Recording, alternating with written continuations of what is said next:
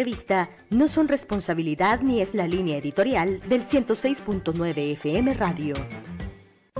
La entrevista, el punto de vista de los profesionales en temas de interés nacional e internacional.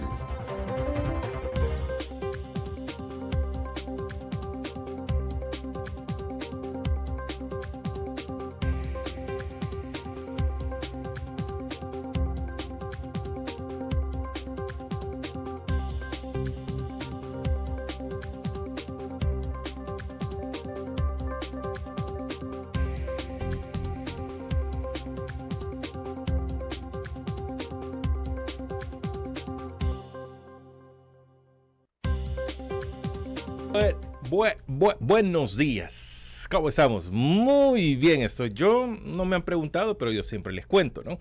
Porque así debe ser. Alguien que sigo mucho me dice, no, siempre hay que decir que uno está bien y todo, pues, y ¿por qué? Pues no llamar la alegría, la felicidad, el bien. Miren, como dicen, con solo abrir los ojos por la mañana, eso ya es un signo para decir estamos bien.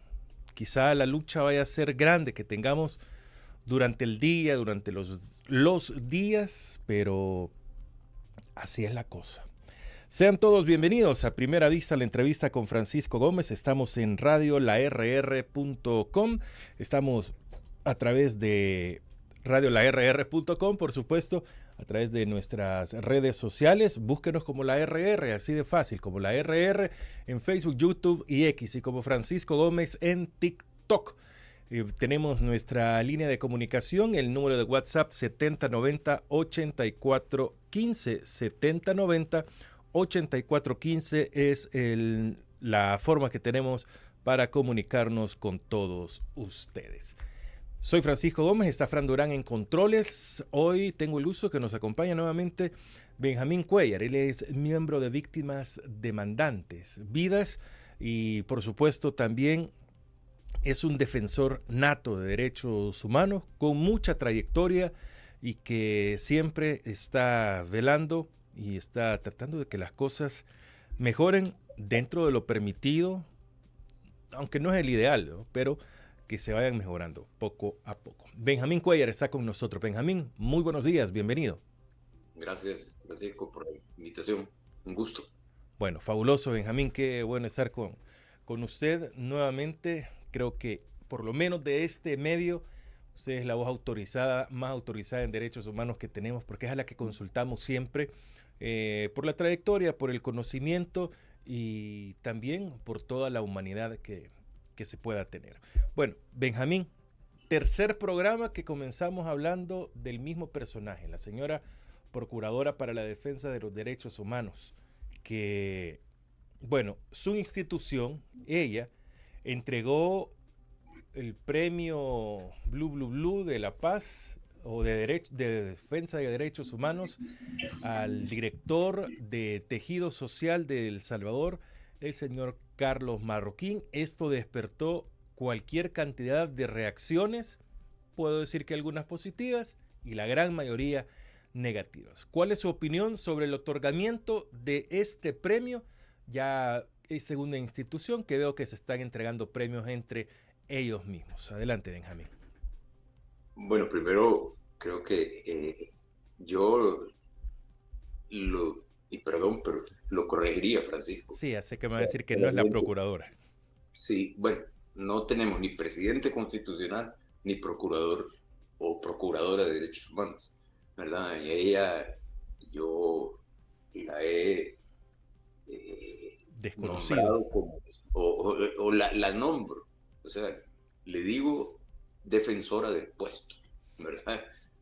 No es defensora del pueblo, tal como se debería de traducir la palabra la figura del ombudsman. Ya lo platicamos la vez pasada. Ella es defensora del puesto. Y para eso tiene que hacer méritos con alguien que está usurpando la presidencia de la República, para que su tablado, ¿verdad? Hablando del teatro en el que han convertido El Salvador, ¿verdad? Una tragicomedia, la que se está escenificando en nuestro país, él es violando constitución y todo, ya, esa historia ya la sabemos. Entonces son dos personajes que se complementan. Ella está para eso, para intentar limpiarle el rostro, ¿verdad? A Nayib Bukele. Y una de las arrugas, de las cosas feas que tiene en su cara, es precisamente el personaje, director del, ¿cómo se llama? Secretaría de Tejido social. Del tejido social, sí. Alguien que ha sido público su participación directa en las negociaciones con las maras por parte de este gobierno y sobre todo en la ruptura del pacto que se tenía, ¿verdad? Que a ver, algún día se irán a aclarar las cosas en la ruptura, perdón, de ese pacto que se tuvo cuando el periódico digital El Faro publicó las conversaciones entre este señor Carlos Marroquín y un líder de las maras, después de la matanza que hubo durante aquel fin de semana, el último fin de semana de marzo del 2022. Entonces,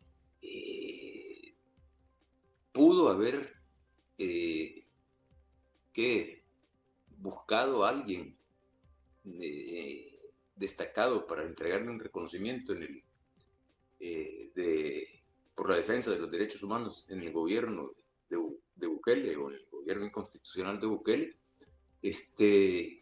diferente a Carlos Marroquín, por ese dato que estaba mencionando yo, su rol en la negociación y con las maras, pero no lo buscaron. ¿Será porque no lo encontraron? Es una posibilidad, ¿verdad? No hay nadie a quien darle un reconocimiento, pero dárselo a este señor ya se descubre una intencionalidad que tiene que ver con las denuncias que hay sobre violaciones de derechos humanos por parte de Bukele y su gobierno o su desgobierno, llámele como quiera, y porque había que limpiarle la cara, además de Nayib, a un personaje que le está haciendo bastante clavo, como decimos en El Salvador. Yo, de seguir así, yo esperaría que el próximo reconocimiento que entregue la señora la defensora del puesto, la Raquel Caballero, sea para Osiris Luna, ¿verdad? El director de centros penales. Que, o sea, si sigue esa tónica, ¿verdad? Del desempeño de esta señora. Así que, visto desde esa perspectiva, y que es la necesidad de lavarle un poco la cara sucia al régimen, al gobierno de Nayib Bukele, al gobierno inconstitucional, no podemos esperar cualquier cosa de esta señora. Ahora, Benjamín, ¿qué significa lavarle la cara a Nayib Bukele o a su gobierno al entregar este tipo de premio? ¿Alguien realmente lo creará o lo tomará en serio esto? Pues usted y yo sabemos, y también su audiencia, ¿verdad? Somos conocedores de que hay un montón de gente aplaudidora, ¿verdad? Ya sea por dos razones básicas, o porque le están pagando para que lo haga, o porque todavía se tragan el cuento, ¿verdad? Que no es de Navidad, el cuento de que este gobierno es el mejor que ha habido en El Salvador, y por lo tanto sus funcionarios merecen su reconocimiento. Entonces, yo creo que cada vez hay menos gente que está creyendo eso, ¿verdad? Pero sí, creo que son las dos razones, por interés o por estupidez, para que rime un poco.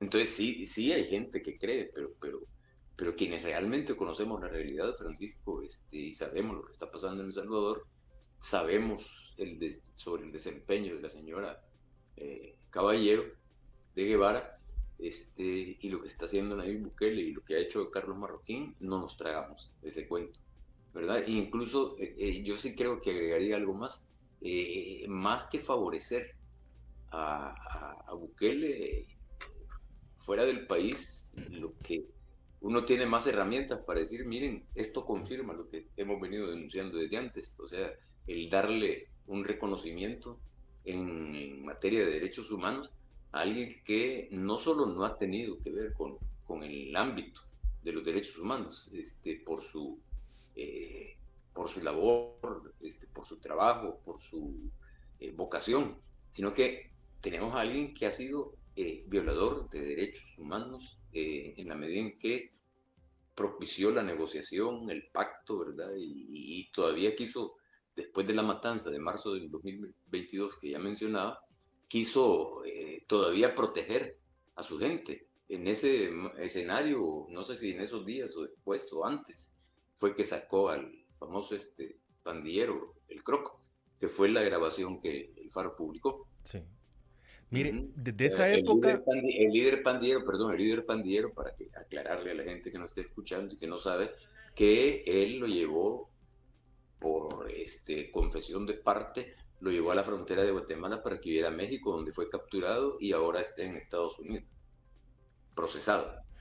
Con eso quería completar la información. Benjamín, desde la publicación de esa plática, entrevista, declaración, como le quieran llamar, confesión de el Charlie y de...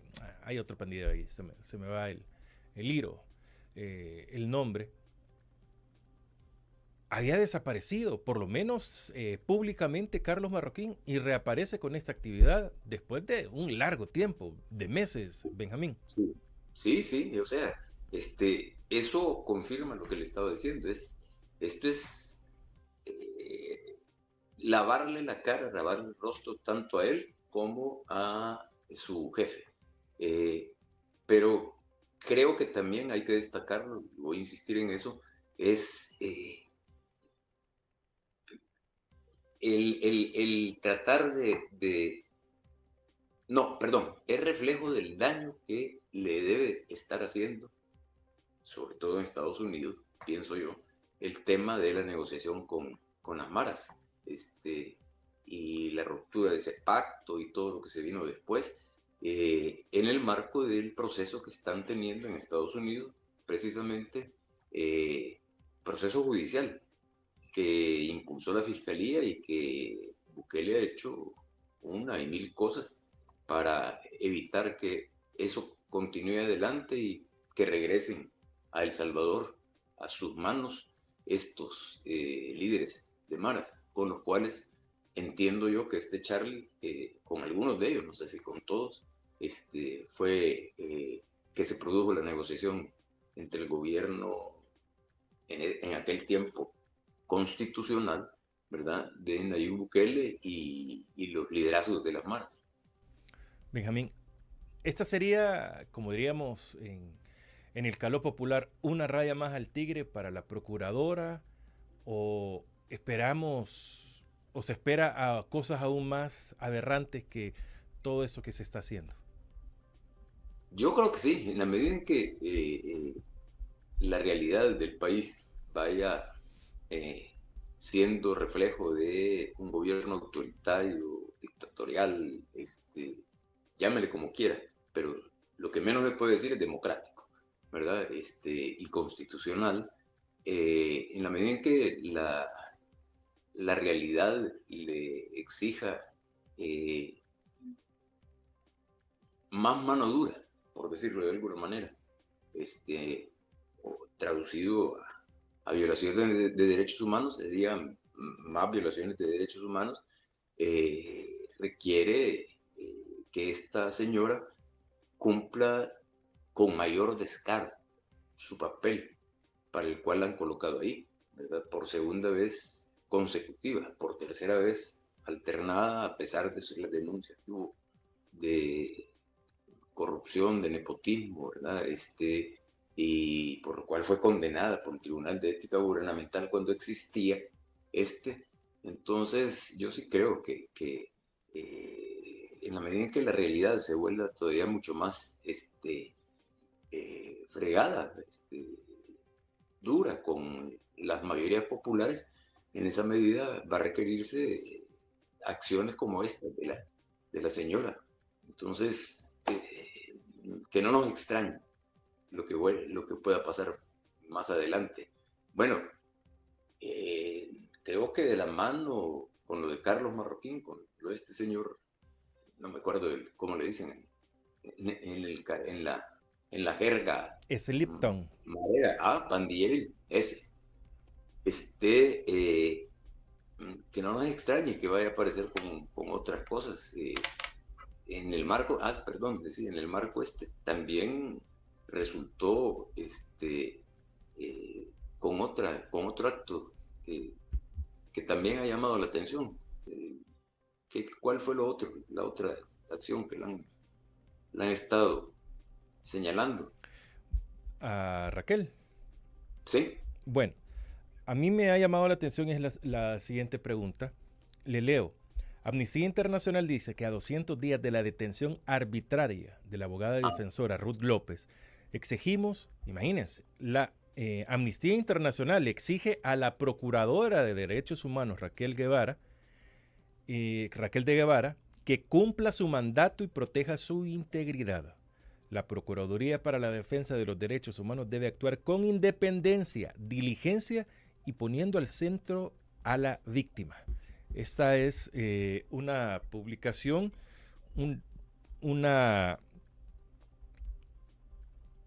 están exigiendo que cumpla su mandato, o sea, que realmente defienda y que haga valer la investidura que ella tiene por el caso de Ruth López específicamente, por mencionar alguno, después de aquellas desagradables o desafortunadas declaraciones que dio Raquel de Guevara sobre Ruth López. ¿A qué nivel llega? Sí, Amnistía Internacional directamente lo está señalando en su puesto, Benjamín. A eso me quería referir, bueno, se me fue, pero eso es lo que estaba pensando. O sea, esos dos hechos alrededor de la figura de Ruth López y la actuación de la señora primero, las declaraciones que ya no deberían extrañarnos, Francisco. Las declaraciones que hizo sobre la abogada López, cuando se burla de ella y de todos nosotros y de todas las víctimas de violaciones de derechos humanos, de todos nosotros que trabajamos en este ámbito, cuando ella dice que ya quisiera estar con él. ¿Cómo le dicen? El planchado. Planchado del pelo y todo eso. Planchado del pelo. Pero, y no creo que sea ese hecho, lo que haya originado la reacción de Amnistía Internacional. Amnistía Internacional le da seguimiento. Yo conozco a la gente que trabaja de México para Centroamérica y México, no sé si el Caribe también, pero conozco a la gente y no creo que haya sido una reacción a esa burla, ¿verdad? Burla, o sea, bastante pedestre, ¿verdad? Bastante condenable. No debería de extrañarnos, porque usted se acordará, Francisco, de que no es primera vez que sale con cosas como esas. Recordemos cuando fue interrogada y creo que lo comentábamos la vez anterior, cuando fue interrogada en la Asamblea, bueno, cuando supuestamente fue examinada en la Asamblea Legislativa para su reelección. Ahí fue, creo que cuando dijo de que no le habían dado el reconocimiento, el cargo de la Federación de Ombudsman en América Latina, creo que era, por su cara bonita, ¿verdad? Que la tengo, o sea, que ella presume de que es bonita. Yo no soy quien para calificar, ¿verdad? esas, eh, esas cualidades o defectos, pero el llegar a la Asamblea Legislativa a una entrevista a decir eso, ¿verdad? Dice mucho, para mal, de ese show barato que montaron en la Asamblea Legislativa para entrevistar, disque candidatos a la Procuraduría para la Defensa de los Derechos Humanos. Yo me recuerdo en tiempos anteriores, eran bastantes las personas que aspiraban a ser candidatos a ocupar el cargo de procurador o procuradora para la defensa de los derechos humanos. Ahora creo que solo eran 5, ¿verdad? Y ella aprovecha el espacio para llegar a presumir de su belleza, entre comillas. Y creo que también está, y lo mencionábamos la vez anterior, otro hecho, deben haber muchos más todavía, pero que dice mucho de la baja calidad, ¿verdad?, profesional y humana de la señora esta, cuando en una entrevista a un colega suyo del Canal 12, la puso contra la pared, hay que decirlo así, por el caso del nepotismo. En su primera gestión todavía estaba funcionando, todavía estaba vigente, como la primera vez que la habían nombrado procuradora, no había terminado, cuando la cuestionó por el nepotismo, por la corrupción y todo eso, y hasta parecía niña berrinchuda, ¿verdad? Porque no sé si usted se recuerda de esa imagen, cuando le insistía, ¿verdad?, le pedía que aclarara qué había hecho con las hijas de su esposo, compañero de vida, esposo. Hasta se ponía así, ¿verdad?, y se quedaba callada, no decía nada. O sea, la imagen de una niña que le han quitado el dulce, todavía está enojada, ¿verdad? Y que de poquito le faltaba para llorar. Entonces, que no nos extrañe que eso y todo lo que va a venir, yo creo que las reacciones van a ser. Bueno, la vez pasada también comentamos que a mí me mandó una comunicación en privado, después de que la había criticado yo en público, antes de que la nombraran para este tercer periodo que está al frente de la institución. A mí me mandó una comunicación en privado diciendo que yo había perdido la perspectiva, creo que eso era lo que me decía. Entonces, porque yo la criticaba por sus viajes. Y me dijo, en ese entonces, en esa foto, yo no era procuradora. Sí, pero 2 meses después la estaban nombrando para su segundo periodo. Entonces, yo siento que el nivel más bajo que ha tenido la Procuraduría en su existencia desde 1992 hasta la fecha lo estamos viendo aquí. Ni con Eduardo Peñate Polanco ha estado a ese nivel tan bajo la institución, no por la institución en sí misma, sino por la persona que dice que la dirige. Sin duda lamentable el hecho de las actitudes que se toma, el perder la cordura en una entrevista, cuando usted aspira y ha sido funcionaria pública, desde ahí dice mucho de uno. Desde ahí se descalifica, porque imagínese ser procurador de derechos humanos y perder la cordura. Eso es como ser el fiscal general de la República y perder la cordura, como lo han hecho algunos. Ahí demuestran la capacidad que puedan tener. Mire, yo creo que puede haber, somos humanos, y puede haber algún momento en que uno reacciona mal, ¿verdad? Sí es censurable, por eso lo mencionaba yo, y usted lo está machacando, ¿verdad?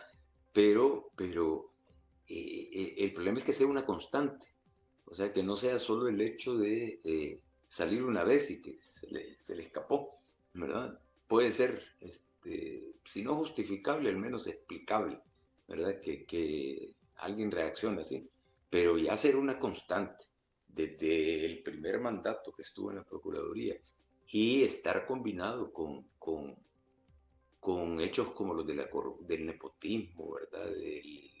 El encubrir lo que está ocurriendo en el país, el burlarse de la gente, pero ya como como una forma de desempeño, ¿verdad?, en su función, sí, eso ya es realmente, a mí francamente me da vergüenza. No tendría que darme porque no tengo nada que ver con ella, ni soy su amigo ni nada, pero me da vergüenza por un país que fue cuna, en el cual nació para mí el hombre que en la historia de la defensa de los derechos humanos ha sido, si no el más insigne, uno de los más insignes, que es Monseñor Oscar Arnulfo Romero. Así es. Las 7:31 minutos. Benjamín Cuellar, de Víctimas Demandantes, nos acompaña en esta mañana en A Primera Vista la entrevista con Francisco Gómez. Gracias a El Salvador Patria Querida, que nos está retransmitiendo, y por supuesto también a todos los que están conectados en radiolarr.com, que usualmente son los que van en su automóvil y ahí van escuchando vía Bluetooth el programa en el sonido de su transporte, y a los que están conectados en las redes sociales, en Facebook, YouTube, X y también por TikTok. Muchas gracias por darle me gusta a cada una de las transmisiones, seguir cada una de nuestras redes, comentar en ellas, y también a los que nos regalan en TikTok el Quiéreme y el Hazte Popular. Muchísimas gracias, así llegamos a cada día a más y más oyentes. Podríamos ya en un 8 de diciembre, en este lunes, inicio de semana laboral, Benjamín Cuellar, dar una evaluación ya general de la función, no sé si solo de la Procuraduría para la Defensa de los Derechos Humanos o en general, ¿qué también tuvimos a los derechos humanos en El Salvador? Eso significa si fueron o no fueron violentados. Y si fueron violentados, ¿qué se hizo para subsanar esto, Benjamín? Mire, yo creo que hay dos grupos de derechos, por decirlo de alguna manera, que están siendo cada vez más vulnerados en El Salvador, ¿verdad?, en el marco del régimen de Bukele. Digo, el régimen, porque no es un gobierno constitucional, y no hay que confundirlo con el régimen de excepción. El régimen de excepción es uno de los componentes de un régimen autoritario, ¿verdad?, y que va camino a ser dictatorial. Pero creo que hay que distinguir dos campos o grupos de derechos humanos que son vulnerados. Uno, los derechos económicos, sociales y culturales también. A mí me parece una burla, a propósito de esto último, el decir que en El Salvador se va a copiar el proyecto educativo, ¿verdad?, de Finlandia. O sea, ¿qué tiene El Salvador de infraestructura, de calidad en el servicio, en la atención del magisterio, en el cuidado de maestros y maestras, en la infraestructura educativa? O sea, es una burla, ¿verdad? Pero en ese marco de derechos económicos, sociales, culturales y también medioambientales, ¿verdad?, habría que agregar estos. Sí creo que El Salvador en este año ha visto profundizada la violación de estos derechos. Con respecto a esto último, en relación con esto último, los derechos medioambientales, la denuncia sobre la destrucción del espino, ¿verdad?, o por lo menos la progresiva devastación del espino, ¿verdad? La finca El Espino últimamente ha cobrado más relevancia, ¿verdad? Ya, sí, no sé si va a querer tocar el tema, pero el estar construyendo ese estadio, ¿verdad?, que en donde era la escuela militar, que ha significado, por lo que yo medio observé la última vez que pasé por ahí, ha significado ampliar el terreno donde estaba la escuela militar para construir un estadio, ¿verdad?, el más grande de Centroamérica, ¿verdad? Yo no sé si usted ha fijado, pero Francisco, pero ahora ya es cada vez más evidente, más patente la competencia, entre comillas, entre Ortega y Bukele, ¿verdad? A ver quién tiene lo más grande, ¿verdad? Por ahí aparecía de que en Managua habían inaugurado el árbol de Navidad más grande de Centroamérica. Entonces, y Bukele, entonces sale con la Navidad, ¿cómo se llama? La Blanca Navidad, y que cae nieve en El Salvador, eso es lo que he estado viendo yo en los noticieros. Entonces, es una competencia de a ver quién es más ridículo de los autócratas o dictadores de Centroamérica. Y el otro grupo de violación de derechos humanos que creo que yo debe destacarse, no digo que no hayan más, en ese balance negativo de lo que ha ocurrido durante el 2025, es el tema ¿verdad? De la garantía judiciales y el debido proceso, ¿verdad? Que la gente tenga que estar, una gente inocente, ¿verdad? O sea, póngase usted en los zapatos, o yo, en los zapatos de alguien que ha sido detenido en el marco del régimen de excepción para llenar las cuotas y presumir de que hay más de 80,000 personas detenidas en el país, presumir, y esto lo digo entre comillas, el verbo presumir, que es el país que tiene la tasa más alta de personas privadas de libertad por cada 100,000 habitantes en el mundo, ¿verdad? A mí me preguntaban en Estados Unidos que si era mayor que la de Estados Unidos, porque antes era la de Estados Unidos, la tasa de personas privadas de libertad por cada 100,000 habitantes era la más grande. Ahora es El Salvador quien tiene esa tasa. Y esto es producto de la violación. Perdón, imagínese usted, lo capturan sin deber nada y lo tienen 7 años investigando a ver si usted es responsable de algún delito y al final se dan cuenta que usted no tiene que ver nada con el delito por el cual lo habían capturado. O sea, ya pagó una pena anticipada e injustificada, ¿verdad? Porque estuvo 7 años en la cárcel y después todo se arregla con el disculpe. No era usted, ¿verdad? No tenía nada que ver. Cosa que no es tan cierto. Bukele llegó a presumir en Costa Rica el año pasado que habían liberado 8,000 personas. Entiendo yo que la gran mayoría de estas personas son gente que estuvo en prisión, que salió de prisión, pero sigue siendo procesada por los cargos que le imputan. Entonces, no hay garantías judiciales, no hay debido proceso en El Salvador, y eso es un marco o un caldo de cultivo para la violación de derechos humanos que se ha profundizado en estos tiempos.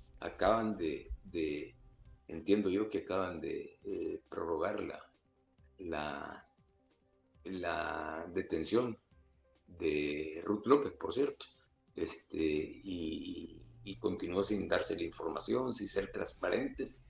Todos recordaremos, ¿verdad? Quienes estamos interesados en el tema y nos preocupamos por la realidad nacional, recordaremos la escena cuando ella fue llevada a los tribunales, ¿verdad? Y ella decía que lo pedía a gritos, ¿verdad? Que fuera transparente el proceso.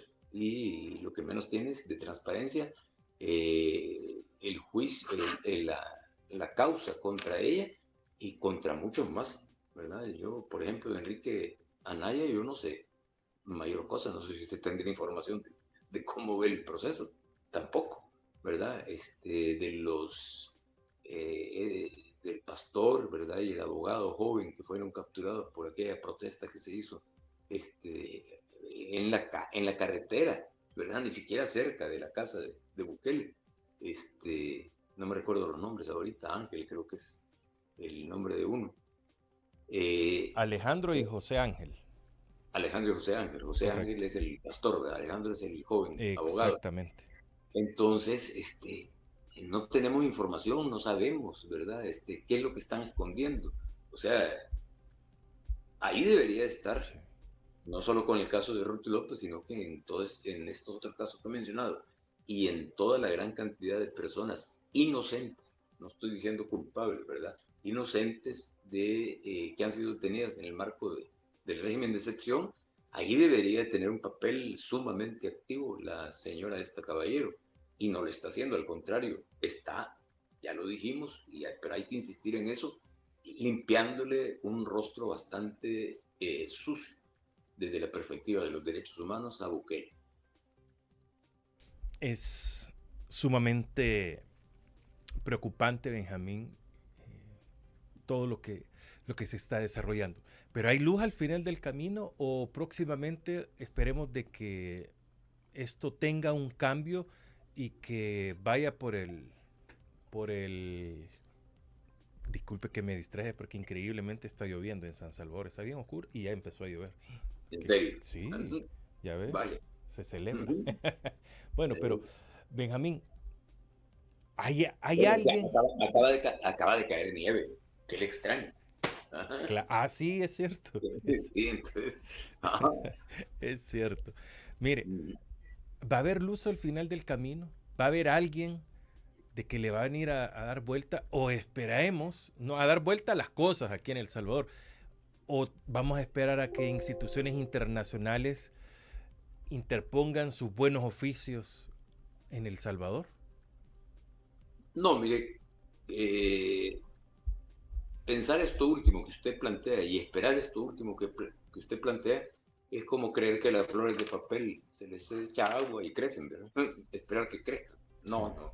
O sea, de fuera no va a venir nada, ¿verdad? Es la realidad que tiene que impulsar a la gente a defender sus derechos. O sea, regresando a la Procuraduría para la Defensa de los Derechos Humanos, su creación, su surgimiento, ¿verdad? Y su desarrollo algún momento positivo, no fue fruto de Suecia, donde se creó la figura del ombudsman, ¿verdad? La Defensoría del Pueblo, presionaron para que esto se hiciera, no, fue parte de la lucha y de los acuerdos que pusieron fin a la guerra en el país. Eso hay que tenerlo bien presente, de la lucha de una población organizada, después armada, no quedó otra, ¿verdad? Que logró esa población, ¿verdad? Ese pueblo, logró la creación de la Policía Nacional Civil, la creación de la Procuraduría para la Defensa de los Derechos Humanos, que son, como ya lo he mencionado anteriormente, para mi gusto, y así lo planteé desde hace más de 30 años, que eran las hijas predilectas de los acuerdos de paz. Pero también las reformas a la Constitución, ¿verdad? La forma de elegir magistrados para la Corte Suprema de Justicia, la desaparición de los cuerpos represivos antiguos para que surgiera la Procuraduría, la Policía Nacional Civil, las reformas a la Fiscalía General, creo que ya la mencioné, y otra serie de cosas, ¿verdad? La conversión del FMLN en partido político, cosa que para mi gusto no debió haber sido tan rápido, ¿verdad? El FMLN debió haber regresado a sus orígenes, a trabajar con las bases para que fuera, se convirtiera en partido político con 1 millón de firmas de la población educada políticamente, organizada, mediante la promoción de esto por parte del FMLN. No lo hizo, ¿verdad? Y ya vemos cómo ha pagado las consecuencias. Pero, y no solo las consecuencias del FMLN partido político, sino que el pueblo salvadoreño también. Entonces, en ese marco de logros de la lucha organizada del pueblo salvadoreño está la creación de la Procuraduría para la Defensa de los Derechos Humanos. Entonces, respondiéndole ya en concreto, no creo yo que tenemos que sentarnos a esperar que de fuera del país, por organismos internacionales, por presión, que no se está haciendo, porque también el mundo, yo acabo de estar en una reunión, ¿verdad? Donde había gente que decía que el mundo está viviendo una novela, en la cual los derechos humanos no son respetados.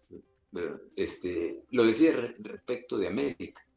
Yo le dije, miren, es una novela de terror, ¿verdad? Dramática y de terror que se está viendo a nivel mundial. Ustedes, en una reunión de un organismo de derechos humanos interamericano, al cual pertenezco, a su consejo directivo, entonces yo les decía, miren, aquí estamos hablando de la versión americana de esa novela de terror, pero la novela de terror está produciéndose a nivel mundial. Pero son los pueblos los que van a tener que cambiar esta realidad, ¿verdad? En Estados Unidos, en América, en el resto de América. Ya vemos lo que está pasando en Chile. En Chile está por llegar al poder un seguidor, ¿verdad? Fanático de Pinochet, ¿verdad? Entonces, esa dinámica derechizadora, ¿verdad? Y dictatorial que se está dando en el mundo, aunque no se asuman como dictadores, pero tiene lugar en Argentina, ¿verdad? Que en otros países de América Latina, creo que se salvan solo Colombia y Brasil por el momento. Entonces, esa dinámica, más que ponernos o sentirnos derrotados, ¿verdad? Quienes queremos que el respeto de los derechos humanos sea la forma de vida, ¿verdad? De la humanidad, no va a llegar si nosotros no nos organizamos y luchamos por eso, francamente. O sea, ni partidos políticos, ni ONGs, ni organismos internacionales nos van a resolver los problemas a nosotros y a nosotras. Entonces, nosotros somos responsables únicamente por nuestros actos. Pero si los gobernantes no reaccionan y al contrario siguen violentando los derechos humanos, entonces ¿qué nos queda a nosotros? Pues mire, sí, no lo dije explícitamente, pues sí, pero hay que hacer, o sea, organización y lucha, ¿verdad? Organización para luchar por la defensa y el respeto, ¿verdad? Y la vigencia de nuestros derechos. Yo sí creo que ya esos tiempos en los cuales usted recurría al marxismo, para querer convencer a la gente de que había que luchar por un mundo mejor, por cambiar las cosas, no, hay que ser más pragmático, ¿verdad? Ahí está la Declaración Universal de Derechos Humanos, ¿verdad? Y eso sintetiza lo que podría ser a futuro una realidad distinta a lo que está ocurriendo si luchamos porque eso sea realidad, valga la redundancia. Sí. Así que yo creo que por ahí va el camino, Francisco. Bastante complicado, Benjamín, todo lo que se avecina para El Salvador y para nuestra población en general, porque no se vislumbra algo nuevo. Y será que... No, algo bueno, no algo nuevo. ¿Será, Benjamín, que con las elecciones del 2027 el panorama pueda cambiar para mejorar?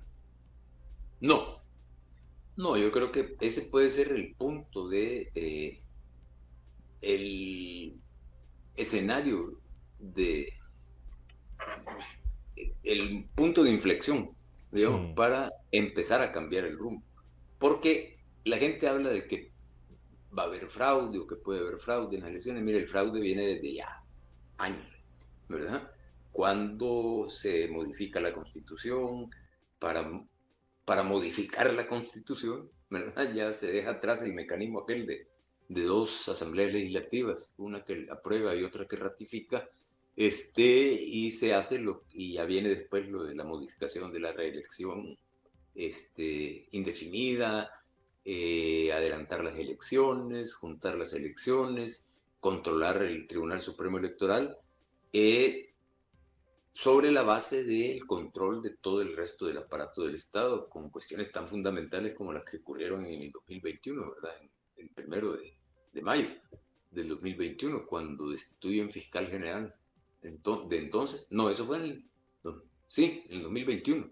Destituyen al fiscal general que estaba, que había sido electo, nombrado por la Asamblea Legislativa, de la manera como se hacía, según lo establecía la Constitución. Destituyen a la Sala de lo Constitucional. O sea, el fraude ya está en camino, bueno, ya está encauzado para que en el 2027 ocurra en El Salvador de forma diferente, no creo que sea igual, lo que ocurrió en 1972 en el país. O sea, el fraude mediante el cual se impone al coronel Arturo Armando Molina Eso genera ya el crecimiento. En aquel tiempo ya existían las organizaciones guerrilleras, insurgentes, y que el movimiento social vaya creciendo.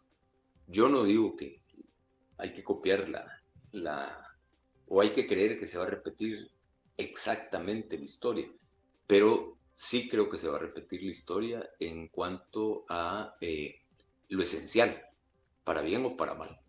¿Verdad? Qué camino más duro, sin duda, el que nos depara, pero hay algo que creo que es fundamental. El papel que vamos a jugar, o que debemos de jugar, los ciudadanos, los salvadoreños, ante lo que suceda en el país. Creo que a pesar de las circunstancias que hay, todavía puede existir alguna esperanza. Yo creo que en el momento que perdamos completamente la esperanza, esto se va al basurero completamente. O sea, ya no tenemos, digamos, más alternativas que tomar fuerza y de enfrentar o afrontar la situación que se está viviendo en el país. Voy a leer algunos comentarios, Benjamín, para que tengamos también retroalimentación en esta plática y que podamos tener sin duda una mejor lectura de lo que está sucediendo en nuestro país. Gracias a todos los que se conectan en Facebook, YouTube, X. Nos escriben al 70 90 84 15, es nuestro número de WhatsApp, y los que están también en TikTok. Muchísimas gracias por acompañarnos en esta mañana, por compartir todos también el contenido. Muchas gracias a David Álvarez. Buenos días, paisanos, saludos. Antes eran los pandilleros tatuados que rentaban al pueblo salvadoreño. Hoy son los choriceros uniformados y tatuados. La mal llamada Procuradora General de los Derechos Humanos es una maceta más al servicio de la nueva familia terrateniente en el poder.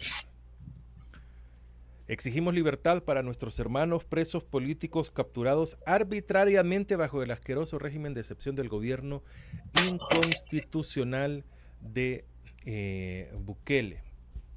Ayer, por cierto, miraba un concierto que había esperado mucho, que se transmitía en YouTube en vivo, en directo, desde La Plata, en Argentina. Un grupo que creo que acá en el país es desconocido en su totalidad, que se llaman los fundamentalistas del aire acondicionado. En un estadio de La Plata completamente lleno,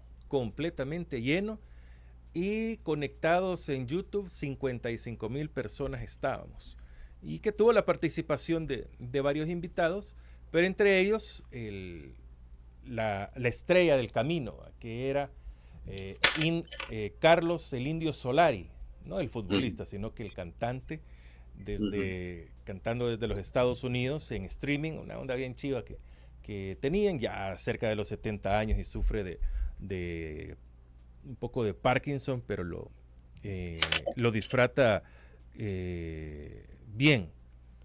Bueno, pero ¿a qué quiero llegar? A que ellos cantaban "Todo preso es político". Creo que fue la segunda, tercera canción del show. En Argentina ellos así lo toman, que todo preso es político. Y creo que en El Salvador estamos llegando a ese punto. Así que espero que lo entendamos y que podamos llegar a más. Bueno, vamos con más comentarios. Ese era un comercial. Lo que realmente quería contarles es que había visto el concierto.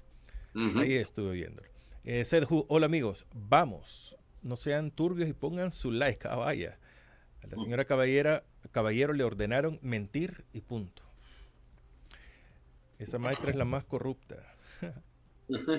Raquel, Corrupción Caballero, es el nombre real de la señora. Buenos días, la procuradora es una maceta que no sirve. Y de ahí ponen el símbolo de la maceta. Ujú. Víctimas demandantes representa a clientes en las cárceles. Va a ser buen punto que lo reaclaremos. Qué lamentable en lo que se ha caído. América Latina sufre de endejismo. En un país que no se informa vuelve a repetir las desgracias. Por ahora los jóvenes solo se dedican a youtubers y a pelearse entre sí y no hay futuro. Cuánta razón. Y a parecerse artistas y ondas así, juran. Ujú. El marxismo-leninismo es lo único que puede salvar este país. Lamentablemente la actual generación de revolucionarios la odian sin saber por qué. Estructural son todos los problemas. Creo que sí es la cosa. No votar es lo mejor. Ya se sabe quién ganará y los partidos Arena, FMLN y Vamos solo participan para validar al régimen. Gracias a la RR por su excelente contenido. La esperanza de un país son los jóvenes y el trabajo en mi país no hay nada de eso. Están bastante duros ahí con Sí. algunos comentarios. El Homeboy Slipton. Buenos días, Fran. Buenos días, Francisco. Bendiciones. Gracias, Alacrán. Lo felicito por su programa. Muchas gracias. Se burla del pueblo. Nos escupe la cara. La basura esa se ríe a lo descarado. Y el culpable es el dictador. Ricardo Mejía nos manda pulgares arriba. Pero antes no condenaban cuando los delincuentes desvivían a las personas desvividos de hambre. Saludos, Kael Ovar. Muchas gracias. Felicitaciones a su invitado. El fraude es estructural. Buenos días. Gracias a la RR.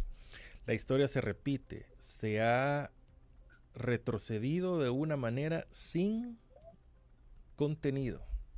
Bastante duros comentarios. ¿Aclaramos lo de víctimas demandantes, Benjamín? Sí, eso y lo de que no condenábamos. También. En cuanto a víctimas demandantes, iniciamos con procesos que había que impulsar a partir de la declaratoria de inconstitucionalidad de la ley de amnistía, o sea, procesos por hechos ocurridos durante la guerra o incluso antes de la guerra, por ambas partes, ¿verdad? O sea, tanto del ejército gubernamental como por parte del ejército guerrillero. Y son alrededor de 25 víctimas sobrevivientes o familiares de víctimas con quienes hemos impulsado esto. Porque eso es víctimas demandantes, es una agrupación de víctimas, no es ONG, no tenemos local, no tenemos financiamiento, es el derecho, es el ejercer el derecho, ¿verdad?, al reclamo de justicia por esos hechos.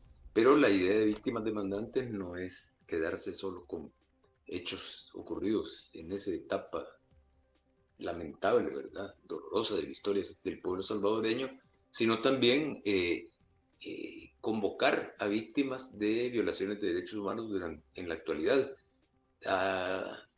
Alrededor de eso tenemos algunos casos que en el marco del régimen de excepción de personas que han sido detenidas, pero mire, Francisco, se lo voy a decir claro a usted y a la persona que preguntó eso, o que comentó eso, es realmente casi imposible hacer algo, ¿verdad?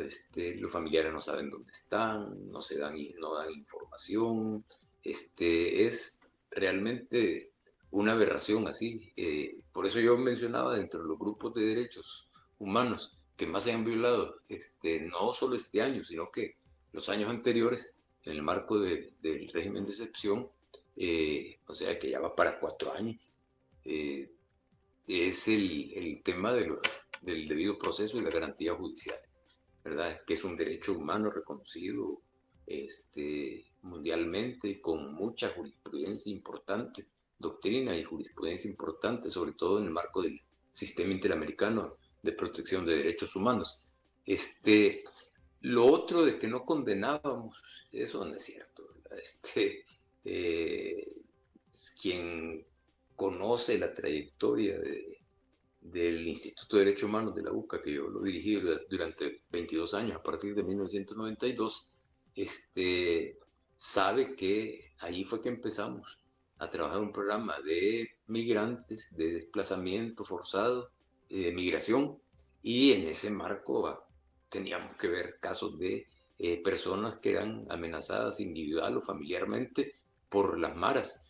Incluso, bueno, yo menciono para que la gente tenga referencia al respecto, como uno de los casos más sonados, el caso de Alison Renderos, ¿verdad? La joven de 15, 16 años, campeona de lucha olímpica en los Juegos Estudiantiles de Centroamérica y República Dominicana, el CODICADER, ¿verdad? Que fue asesinada, queda corto la palabra, ¿verdad? Que fue violentada totalmente en sus derechos, ¿verdad? Y el derecho a la vida, ella fue descuartizada, así fue encontrada con otras víctimas en una fosa común ahí en San Vicente, y nosotros trabajamos apoyando a la Fiscalía para proteger a la familia, apoyando a la Fiscalía para que avanzara la investigación, etc. Entonces sí hemos estado siempre condenando todo tipo de violencia, ¿verdad? Que no tenga justificación,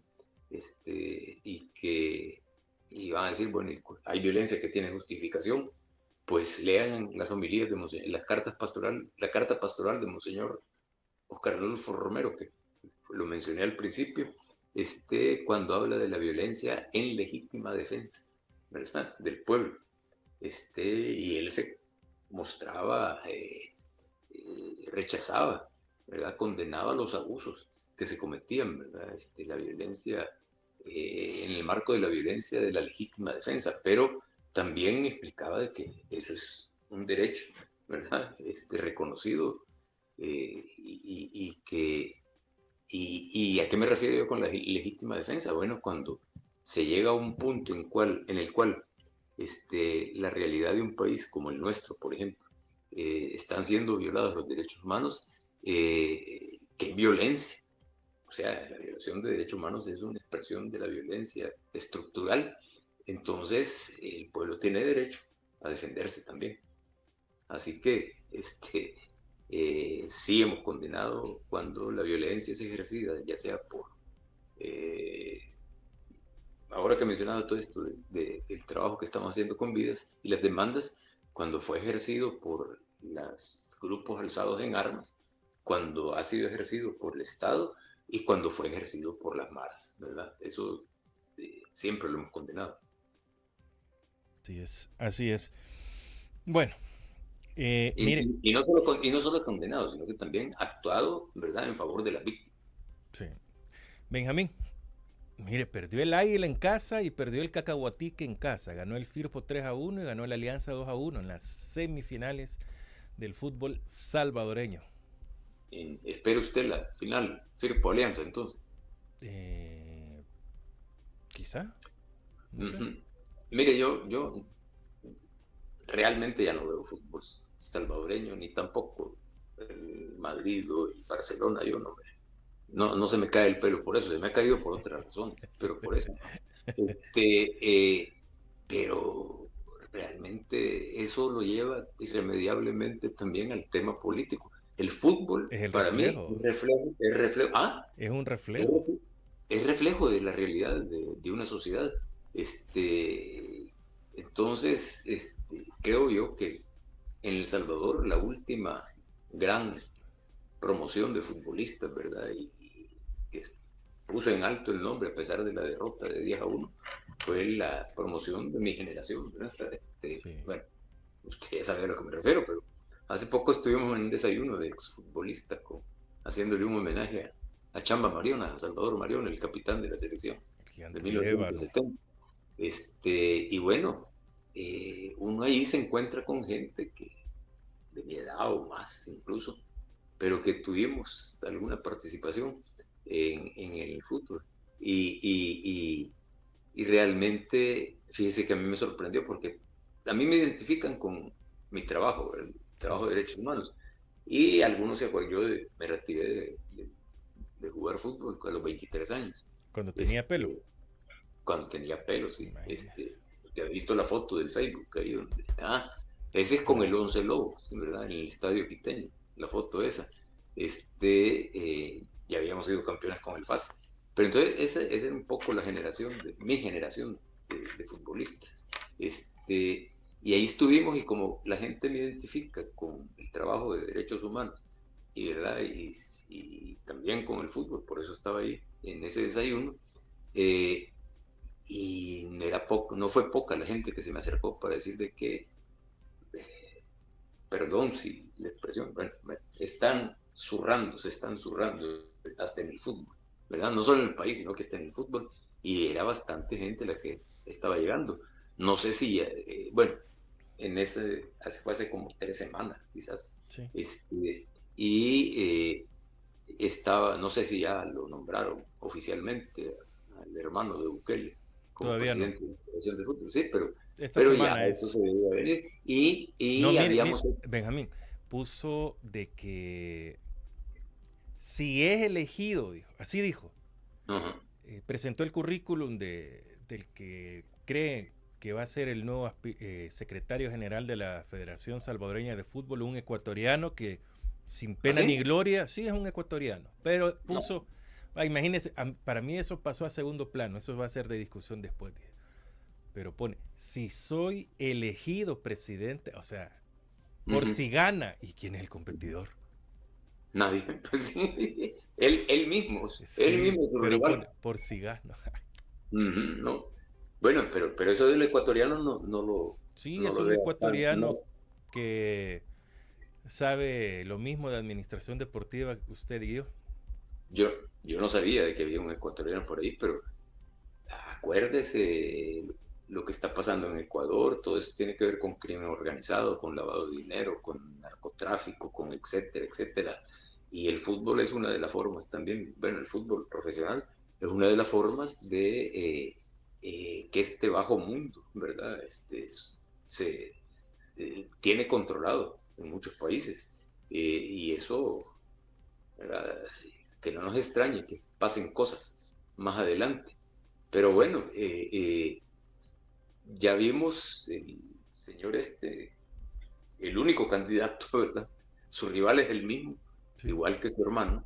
Entonces, a presidente de la Federación de Fútbol, ya vimos lo que hizo con la liga esta que creó, la que le decían la Chocobito, Sí. ¿verdad? O sea, un fracaso total, ¿verdad? Él no sabe de fútbol, o sea, no, digo, porque nunca lo practicó. Pero se supone que fue seleccionado, entiendo yo que fue seleccionado De de baloncesto, sí y, fue. y yo no miro a El Salvador destacando en básquetbol, ni Y él siquiera en es, Centroamérica. y él es el presidente de la Federación Sí, de Baloncesto, ya tiene desde que el hermano era alcalde. va. Y usted ha visto que levante el básquet. Ni la femenina, ni la masculina, ni las inferiores, ni nada. Ni siquiera en la región centroamericana, mucho menos en América Latina, y todavía en el mundo El Salvador sigue siendo, ¿verdad? Una manchita ahí en el mapa, Sí. ¿verdad? Así que no esperemos mucho, ¿verdad? Pero sí, el construir un estadio con el apoyo de China, mantenerlo como un proyecto, es cierto, el FMLN fue el que consiguió ese financiamiento que yo no, igual critiqué en algún momento, o sea, no logran llenar ni el estadio del Cacahuatique, o sea, ni el del Municipal Limeño en Santa Rosa de Lima, o sea, ¿y para qué van a ocupar el estadio? Para el show del faraón, ¿verdad? Y para eso están destruyendo el Espino también, para el show, los espectáculos, ¿verdad? Malos, por cierto, de su majestad. Y eso es lo que hay que esperar. Sí, perfecto. Señor Benjamín Cuellar, Qué gusto que nos haya acompañado en esta mañana, a pesar de sus múltiples ocupaciones. Tomó a bien conversar con nosotros en este inicio de semana, en este 8 de diciembre, lunes. Benjamín, muchas gracias. Estamos a la orden, Francisco, un gusto siempre. Bueno, para nosotros es un gusto también. Los invito a que ahora a las 10:30, sí, a las 10 de la mañana, 30 minutos, en 2 horas 20, estemos nuevamente reunidos acá para el tercer episodio del podcast Con RD Rebeldes, que hago junto a Ramiro Navas. El tema de hoy es, ¿realmente a los jóvenes les interesa la unidad? ¿Qué tipo de unidad? Cualquiera. Si fuera la unidad de país sería mucho que mejor, pero les interesa. ¿Entienden este significado? ¿Han sido capacitados en su educación para ello? De eso vamos a tratar de analizar muy a nuestra forma el tercer episodio de Con RD Rebeldes a las 10:30 hora de El Salvador. Ese es más para que usted lo comparta y lo reflexione. Muchas gracias a todos por habernos acompañado. Soy Francisco Gómez. Los invito a que continúen con nosotros en la RR, siempre tu radio.